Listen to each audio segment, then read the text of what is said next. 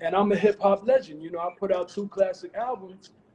I might have never even put out an album if it wasn't for those encounters where people, you know, told me about myself, and I realized at that moment in time what I wanted to be. So when the ball dropped, 1999, 1998, December 31st, that was it. I said, listen, no more Cristal, no more buying out the bar, no more none of that. Like, I was so crazy.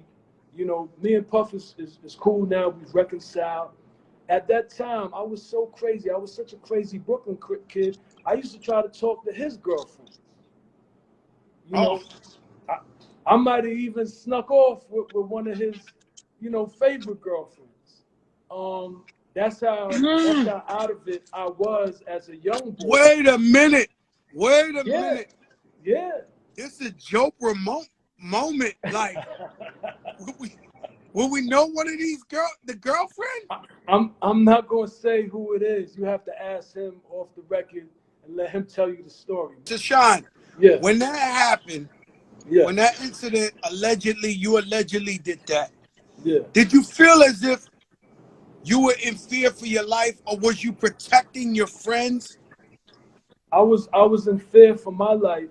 What would make you think, in top of the world, you in there with Puff, because J-Lo? Scar, listen, no. Scar, who was the instigator, I know Scar from Brooklyn. Those are my guys. I didn't really have a problem with them. That wasn't my beef. That was Puff's issue. They had a problem with Puff for whatever reason. I don't know what their problem was with Puff. I'm not saying that it was a legitimate problem. But so that wasn't my problem. What I'm saying to you is, Scar, Nino, and the entire Brooklyn crowd was in Club New York. I seen them. It was all love. But when they started arguing with Puff, I know what these Brooklyn guys are capable of. I know what Scar is capable of. I knew what Nino was capable of. I know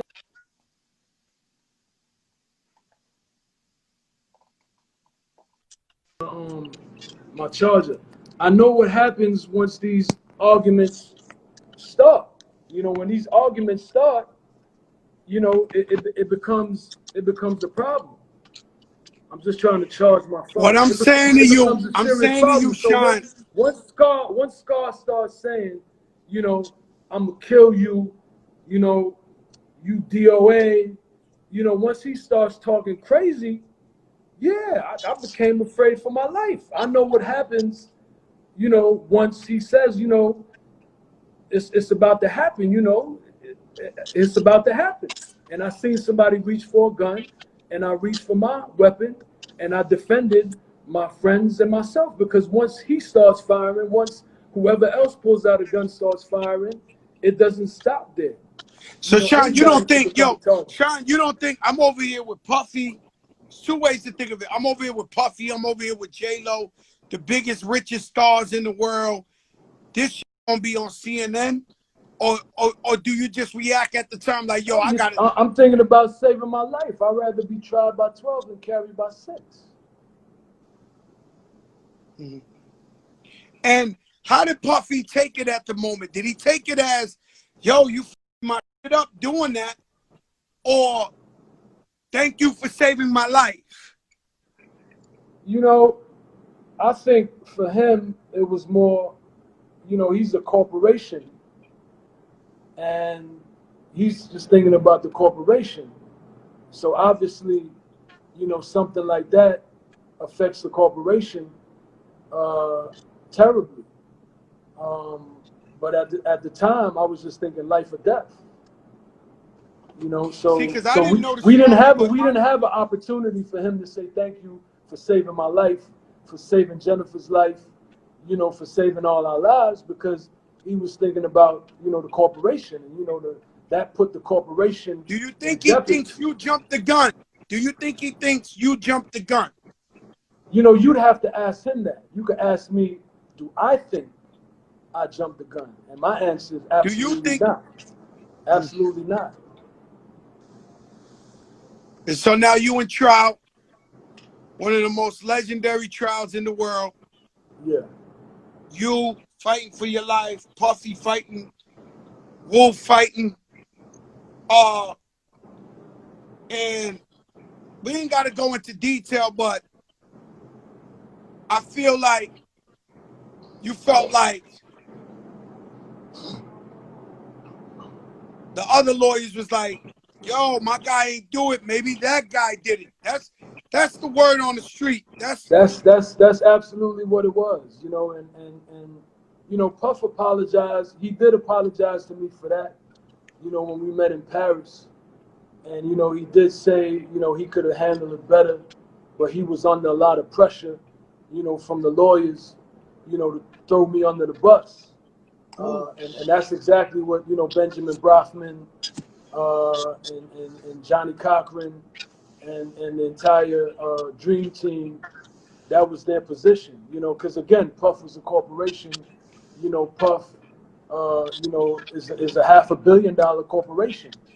And so nobody is going to sacrifice the corporation, you know, for anyone else. You know, and I'm taking that J-Lo was terrified. I'm taking that J-Lo was terrified. Yeah, I mean, you know, obviously it was a terrifying moment for all of us. I was terrified because I know Scar. You know, rest his soul. You know, he's dead now, but I know Scar. I know these guys from Brooklyn. I knew what they were capable of.